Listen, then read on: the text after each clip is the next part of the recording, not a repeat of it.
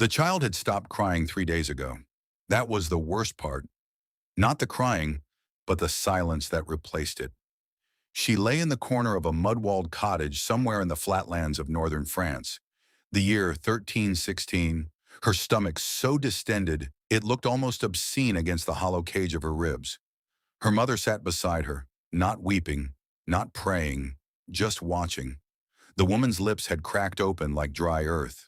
Her eyes had retreated deep into her skull, as eyes do when the body begins to consume itself from the inside. On the floor beside her, wrapped in a cloth that had once been a shirt, were the remains of something that should not have been eaten. The mother did not look at it. She could not. But she had not thrown it away either, because there was a terrible and unspeakable logic to what she had done. A logic that no amount of God or goodness could fully strangle when the alternative was watching your child die by degrees in a frozen corner of a dying world. Stay with this story, because what happened across Europe between 1315 and 1322 was not an aberration. It was not a story of monsters. It was a story of ordinary people crushed beneath the weight of systems that were never built to save them, and what those people became when everything else had already been taken. To understand how Europe arrived at that cottage, at that cloth, at that unspeakable choice, you have to go back further, back to a world that was, by its own standards, thriving. The High Middle Ages, roughly the 12th and 13th centuries, had been a period of remarkable expansion. The population of Europe had nearly tripled since the early medieval period. Forests were felled, marshes drained, hillsides terraced. New villages appeared across England, France, the Holy Roman Empire, the Low Countries, and the Italian city-states. Churches rose from muddy fields. Cathedrals consumed entire generations of labor, their spires climbing toward a God who, the people believed, watched over them with particular interest. The feudal system organized this world with a rigid clarity. At the top sat kings and nobles, their authority derived from God and enforced by steel.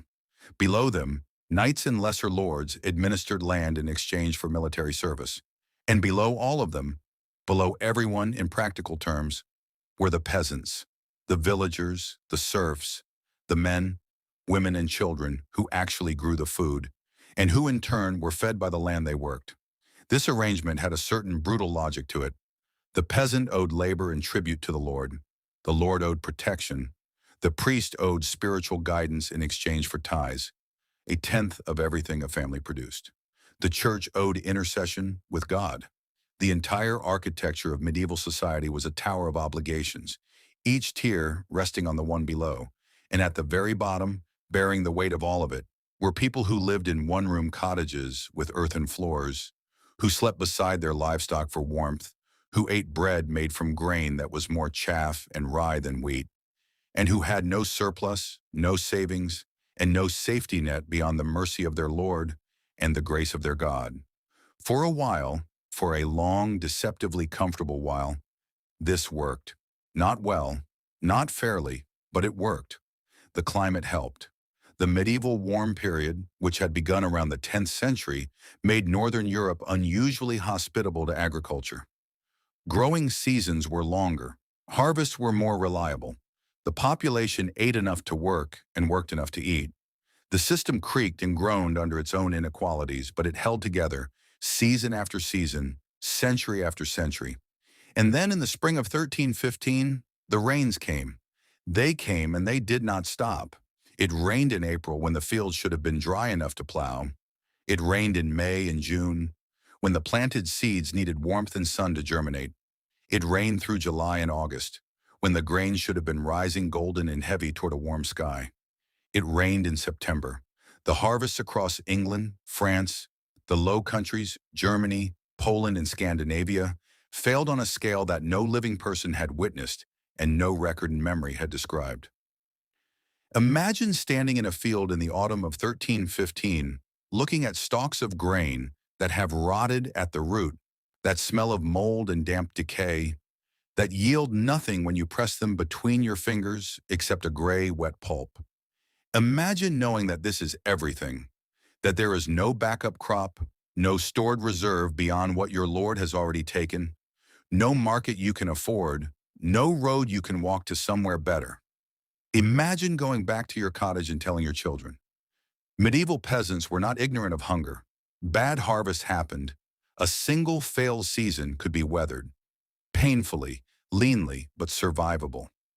Communities had mechanisms. They ate seed grain as a last resort, borrowed from the Lord's stores, slaughtered animals early. These were desperate measures, but they existed. What they had no mechanism for was this: a second failed harvest in 1316, worse than the first, and then a third in 1317. 3 consecutive years of catastrophic crop failure, driven by what modern climatologists now understand was a dramatic shift in the North Atlantic Oscillation, a change in the pressure patterns that govern European weather, which transformed the previously warm and stable climate into a cold, wet, relentlessly hostile one. The system, already straining under normal conditions, shattered. The first thing to go was the livestock. Peasant families who owned a cow, a few pigs, a small flock of sheep. These animals were the margin between survival and ruin in normal years. In a crisis, they became food. Horses were eaten, oxen were slaughtered, even though losing your oxen meant losing your ability to plow the following year's fields, which meant condemning yourself to another failed harvest, which meant there would be no following year in any meaningful sense. People ate knowing this. They made the calculation, die now or die later, and they ate. Then the animals were gone, and the calculation became starker. The price of grain on the markets that existed, the weekly markets in larger towns, the regional fairs where lords and merchants traded, rose to levels that had no precedent.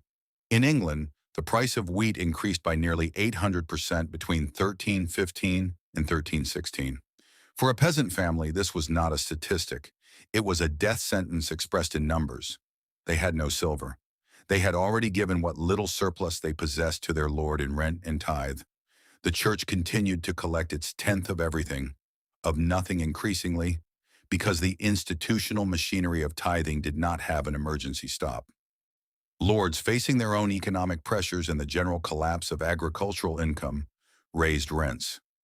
Some distributed aid from their reserves. Many did not. The church offered prayers. Bishops organized processions. Communities walked barefoot through muddy streets, carrying reliquaries, weeping at the feet of statues, begging God to intervene. The rains continued. Feel the weight of that, the absolute helplessness of a world in which the sky itself has become your enemy, and every institution you were told to trust has either turned its back or run out of answers. Starvation in its advanced stages is not peaceful. It does not resemble sleep. The body, deprived of carbohydrates, begins metabolizing its own fat stores. When fat is exhausted, and in malnourished peasants of 1315, there was not much fat to begin with.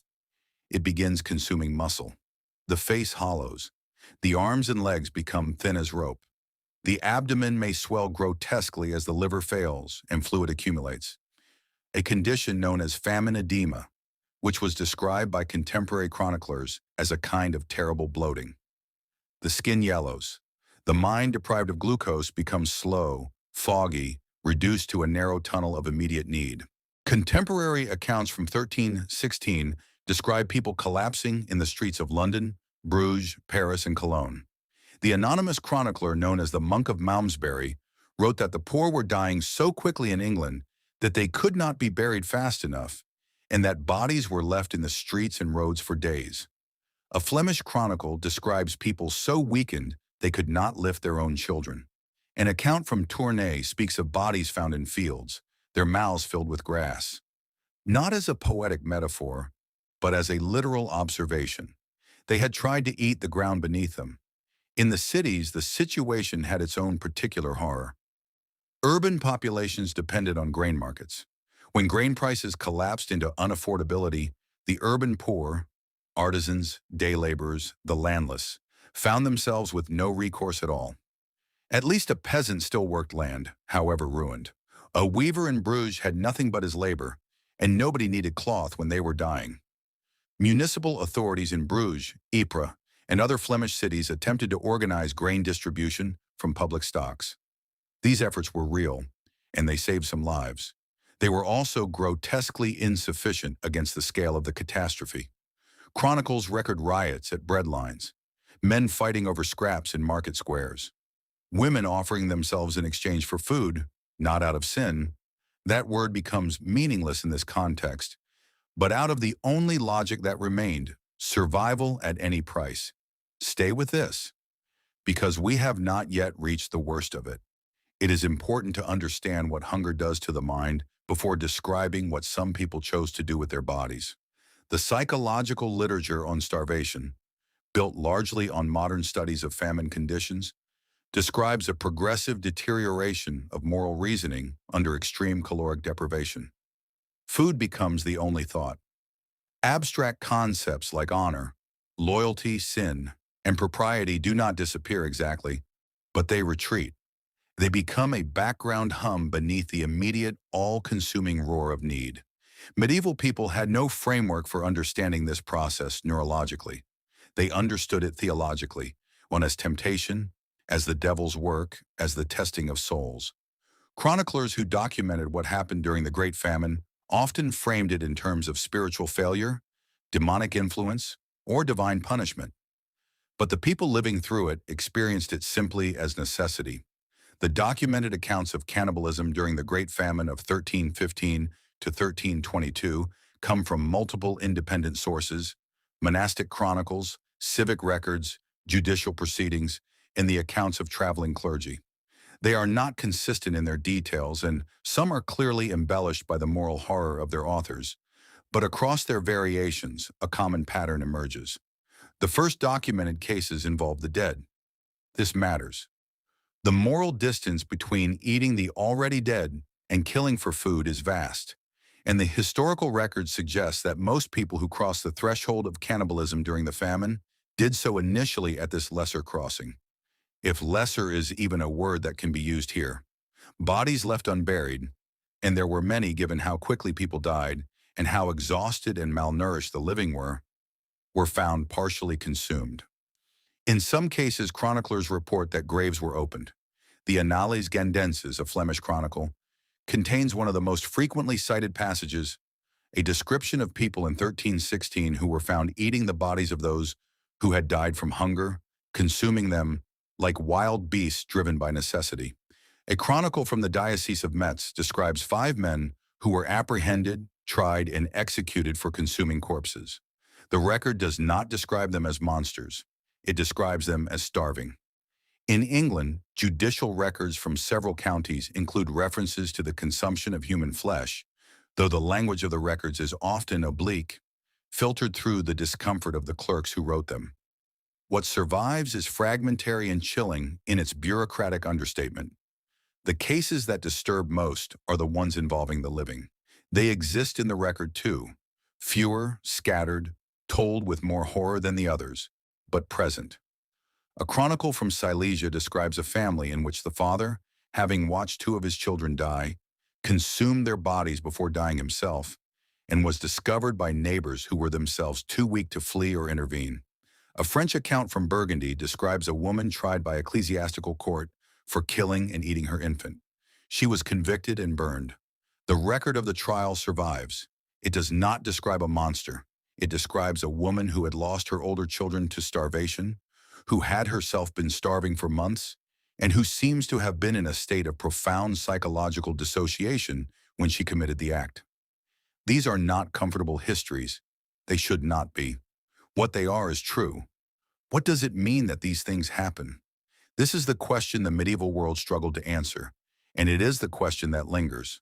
The Church's official response was theological. These were sins, grievous and damning, but they were also evidence of the extreme to which human beings could be driven when God withdrew his protection. Sermons from the period do not, interestingly, dwell on the cannibalism itself as a unique category of horror. They tend to treat it as the logical terminus of a society that had allowed other sins, greed, pride, failure of charity among the wealthy, to flourish. The famine, in this reading, was not an accident. It was a punishment. And the cannibalism was what punishment looked like when it arrived in full. This was cold comfort to the people living through it. Medieval peasants were profoundly religious. in a way that is difficult for a secular age to fully imagine. God was not a distant abstraction. He was present in the rain, in the grain, in the health of children, in the timing of death. Prayers were not performances. They were transactions. You prayed, you fasted, you gave your tithe, you honored the saints on their feast days. And in return, this was the implicit understanding, God provided. When God stopped providing, the theological crisis was as devastating in its way as the physical one. Chroniclers describe people asking, in the most raw and despairing terms, what they had done wrong, what sin was being punished, why God had chosen to withdraw. The answers they received from their priests, pride, greed, insufficient devotion, divine mystery, must have felt, to a woman watching her child starve, like an insult layered on top of an injury. Some people stopped praying.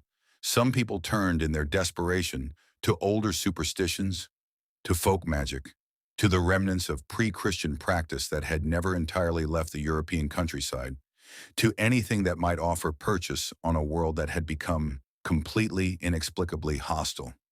Imagine standing at the edge of a field that will not grow, in a body that is consuming itself, in a world where every institution, Lord, church, king, God, has failed to protect you. Imagine having to decide, in that moment, who you are. The Great Famine did not end suddenly. It tapered, horribly, gradually. By 1322, conditions had improved enough that crops were again producing reasonable yields. The climate had partially stabilized, but the damage was permanent in ways that went beyond the death toll, which historians estimate at somewhere between 10 and 25% of Northern Europe's population. In some regions, the losses were higher. The social fabric had been lacerated in ways that would take generations to repair, and some of which never fully healed. Trust, between lord and peasant, between the church and its flock, between neighbor and neighbor, had been tested to the breaking point, and in many places, broken. The spectacle of people doing what they had done to survive was not easily unseen or unforgiven, even when it was understood. The class system, which had depended on the acquiescence of the peasantry, had been revealed in its nakedness. Lords who had raised rents while their tenants starved, who had kept their granaries locked while people died in the mud outside. These men had shown what the feudal contract actually meant when it was tested. The memory of this did not dissipate. It accumulated. It would contribute within a generation to the social pressures that exploded in the Peasants' Revolt of 1381 in England and similar uprisings across Europe. The Great Famine also preceded by only 30 years an even larger catastrophe, the Black Death, which arrived in Europe in 1347. A population already weakened by decades of malnutrition, already psychologically shattered by the experience of mass death and social dissolution, was about to face a plague that would kill a third of the continent. The Middle Ages were not finished testing their people. But this story is not ultimately about plagues or revolts or the cold mechanics of historical causation. It is about something smaller and more terrible. A woman in a one-room cottage in the winter of 1316 making a decision that no person should ever have to make in a world that gave her no other options. History tends to record the actions of the powerful, the decisions of kings and popes, the movements of armies, the edicts of councils. The woman in the cottage does not appear in any chronicle by name. She is referenced obliquely, absorbed into statistics, rendered into a data point about mortality or, worse, a moral anecdote about the extremity of sin. She was a person. She had a name, a face, memories of a world before the rain, knowledge of what her children had looked like when they laughed, and a love for them so absolute that it broke every boundary she had ever been taught to respect, and still could not save them. This is what the Middle Ages were, at their foundation, not cathedrals and chivalry and the romantic architecture of a lost world, but human beings in extreme conditions, doing what human beings do, clinging to life with a ferocity that has no regard for dignity or doctrine or the horror of the people who will later write about them. The medieval world had no concept of the state as a welfare institution. There was no mechanism for emergency food distribution at scale, no famine relief, no public health infrastructure. The charitable obligations that did exist, almsgiving by the wealthy, the monastery's duty to feed the poor at their gates, were voluntary, local, and completely unable to address a catastrophe that was continental in scope. People died not because the food did not exist somewhere in Europe, but because there was no system by which it could reach them, and no power with both the means and the will to build one. This is its own kind of horror, quieter than the cannibalism, but in some ways more damning. A civilization that had spent 2 centuries building cathedrals to the glory of God, and had not built a single granary large enough to feed its poor through a bad winter. The people who suffered most were the ones who had always suffered most: the peasants, the landless laborers, the urban poor. The nobility and the higher clergy weathered the famine badly. Their records show genuine hardship, real reductions in income and comfort. But they did not, by and large, starve. They had reserves. They had stone walls and locked granaries and access to markets that still, at high prices, functioned. The architecture of privilege protected them even in catastrophe. The people at the bottom had nothing between themselves and the sky. There is a passage in the chronicles of the Benedictine monk Johannes de Trocalove, writing in England around 1317, that has lodged itself in the historical imagination. He describes with the flat affect of a man trying to maintain composure while recording the unrecordable, how the bodies of executed criminals were cut down from gibbets before they could rot, and how hungry people gathered below to take what they could.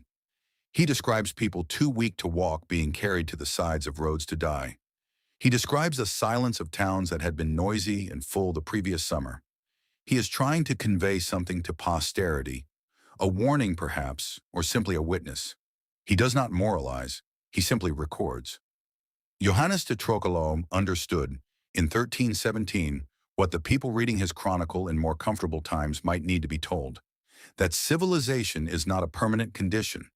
It is a fragile agreement between the sky and the soil and the labor of human hands. And when any part of that agreement breaks down, everything else can follow with a speed that no theology or feudal hierarchy or civic institution was built to stop. The Middle Ages did not eat people alive because medieval people were savage or primitive or fundamentally different from any human being who has ever lived. They ate each other because they were hungry enough and scared enough and had run out of everything else. The horror is not that they were different from us. The horror is the opposite. This was what it meant to be alive in a world with no margin for error, no system of collective protection, no safety beneath the last floor you could fall through. The crops failed, the rains came, the prices rose, the lords locked their doors, the church held out its hand for a tithe, and at the bottom of all of it, in the cold and the mud and the silence of children who had stopped crying, ordinary people confronted the oldest and most terrible question that existence can ask: what are you willing to do to survive? The answer, as the winter of 1316 proved, was anything, everything. The unthinkable, made thinkable by desperation, made real by hunger, carried forward into history by the flat and patient records of monks who could not quite bring themselves to look away. That is the true story of how the Middle Ages would eat you alive, not through monsters or myths, through rain and cold and the systematic failure of every human institution to protect the people who needed protection most. Remember that the next time you read about cathedrals,